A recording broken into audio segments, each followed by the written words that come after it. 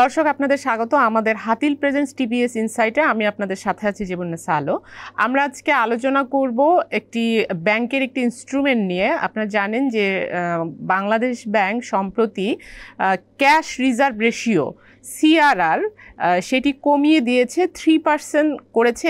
এটা ছিল 3.5%। ডেইলি বেসিসে যেই ক্যাশ রিজার্ভ রেশিও রয়েছে মেনটেন করতে হয় ব্যাংকগুলোকে বাংলাদেশ ব্যাংকের সঙ্গে, সেটি কমানো হয়েছে।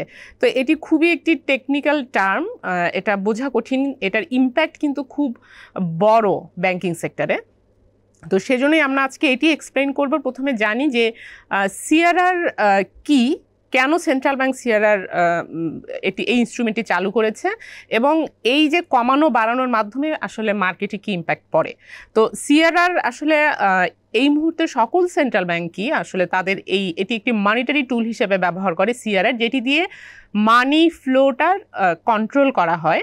বাট সিআরআর জন্ম হয়েছিল সেটি যখন সেন্ট্রাল ব্যাংকগুলো যখন সিআরআর এই ইনস্ট্রুমেন্টটি তৈরি করে, তখনকার উদ্দেশ্য ছিল যে ডিপোজিটারদের যেই টাকা ব্যাংকগুলো নেয় সেই টাকাটার একটি পোর্শন বাংলাদেশ ব্যাংকের সঙ্গে মেনটেন করা, যাতে সেটি ডিপোজিটারদের সেফগার্ড হিসেবে, যাতে পুরো টাকাটাই তারা খরচ করে না ফেলে, কিছু টাকা বাংলাদেশ ব্যাংকে জমা থাকে, যাতে যে কোনো ক্রাইসিসে কোনো ব্যাংক যদি হঠাৎ খুব উজ্জ্বল প্রেশার, কোনো একটা এমার্জেন্সি প্রেশার, উজ্জ্বল প্রেশার থাকে, কারণ যে কোনো ব্যাংকই যত ভালোই হোক, সেই ব্যাংকটি যদি একসাথে কোনো প্যানিক সৃষ্টির কারণে কোনো যদি একসাথে অনেক ডিপোজিটার টাকা তুলতে থাকে, তাহলে কিন্তু সেই ব্যাংক সার্ভাইভ করতে পারবে না। তো ওই ব্যাংক যেন ডিপোজিটারদেরকে অ্যাটলিস্ট অনার করতে পারে, সেজন্য একটি পোর্শন ক্যাশ হিসেবে, এটাকে বলা হচ্ছে ক্যাশ রিজার্ভ রেশিও, সিআরআর হিসেবে বাংলাদেশ ব্যাংকে তাকে এই টাকাটা সব সময় প্রতিদিন মেনটেন করতে হয়।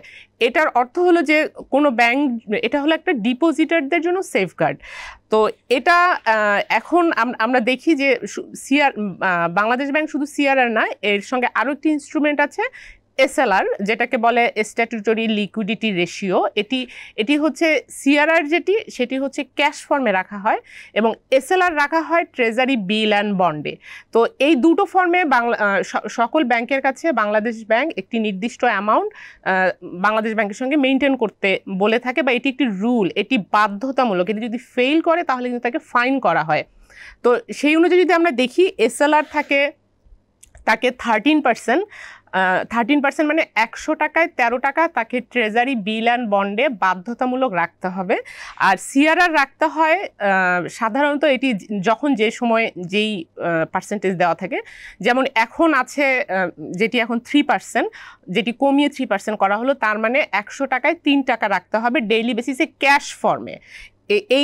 এরকম ব্যাপারটা, তার মানে এটি হলো ডেইলি বেসিসে, এবং 14 দিনে আবার যে সেটি 4% রাখতে হবে, অর্থাৎ 100 টাকায় 4 টাকা তাকে মেনটেন করতে হবে, বা ডেইলি বেসিসে তাকে 3 টাকা মেনটেন করলেই হবে।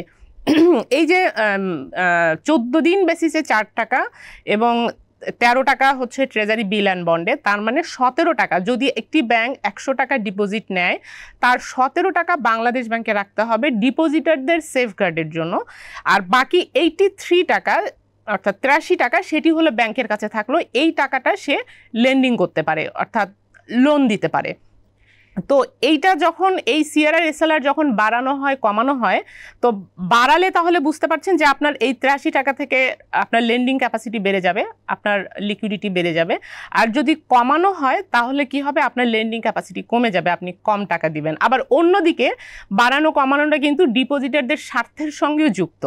তো ডিপোজিটারদের স্বার্থের চাইতে এই মুহূর্তে সেন্ট্রাল ব্যাংকগুলো যেটা করে, এটি মনিটারি টুল হিসেবে এই ইনস্ট্রুমেন্টটি ব্যবহার করে। যখন তারা ব্যাংকের কাছে কম টাকা রাখতে চায়, যখন বাংলাদেশ ব্যাংক চায় যে মার্কেটে মানি ফ্লোটা কম রাখবে, ব্যাংকগুলোকে কম লেন্ডিং করাবে, লিকুইডিটি তাদের কাছে কম রাখবে, তখন তারা এটি এই ইনস্ট্রুমেন্ট হিসেবে ব্যবহার করে এবং এই টাকা তখন এটি বাড়িয়ে দেয়।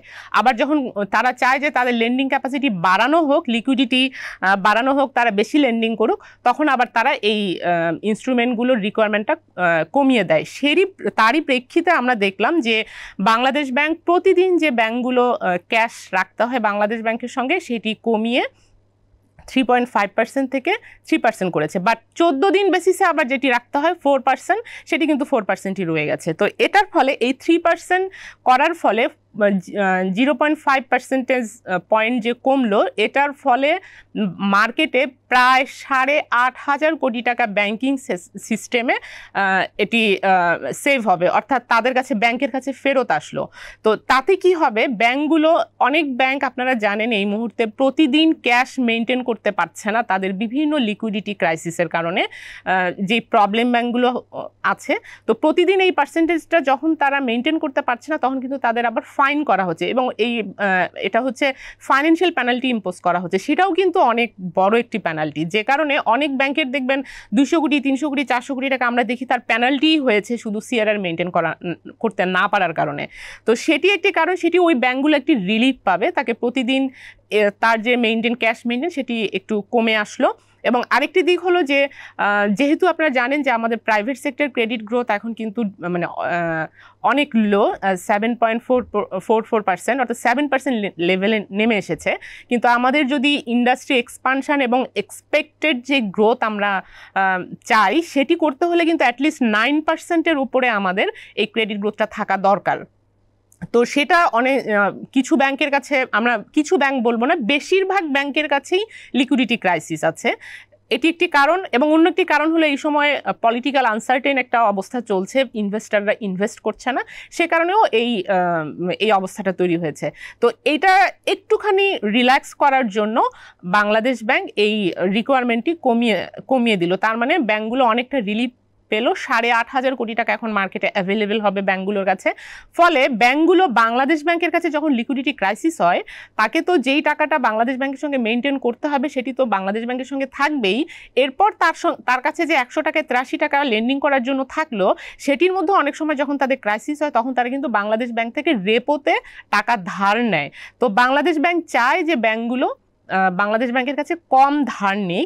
এই জন্য যেহেতু আমাদের ইনফ্লেশন কন্ট্রোল একটি অন্যতম লক্ষ্য বাংলাদেশ ব্যাংকের, তারা চায় না মার্কেটে এত লিকুইডিটি প্রবাহ থাকুক। সেটার কারণে তারা কিন্তু রেপো, আগে যেটা প্রতিদিনই ব্যাংকগুলো বাংলাদেশ ব্যাংকের কাছে ধার নিতে পারতো রেপোর মাধ্যমে, সেটি এখন কমিয়ে বিভিন্ন ধাপে ধাপে কমিয়ে এখন আমরা দেখি যে সপ্তাহে 1 দিন করে তারা রেপোতে দেয়। সেই রেপোতে আবার তারা, আমরা জানি যে 7 দিন 14 দিন 28 দিন এইভাবে তারা ধার নিতে পারতো।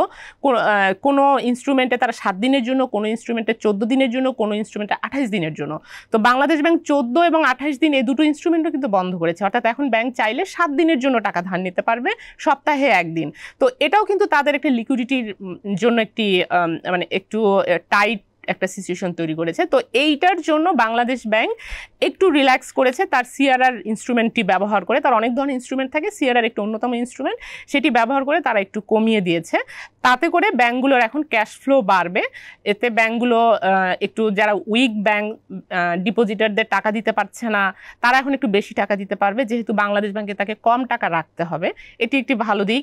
এবং যেই ব্যাংকগুলো লেন্ডিং কম করছে টাকার সংকটের কারণে, তারা একটু লেন্ডিং বাড়াতে পারবে। তো এই বিষয়গুলো হচ্ছে আসলে এই মুহূর্তে আমাদের ব্যাংকিং সেক্টরের একটি ইম্প্যাক্ট। তো এই ছিল আজকে আলোচনার বিষয়। দর্শক, আমাদের সঙ্গে থাকবার জন্য আপনাদেরকে ধন্যবাদ, এবং আমাদের প্রোগ্রামটি যদি ভালো লাগে তাহলে লাইক দিবেন, শেয়ার করবেন।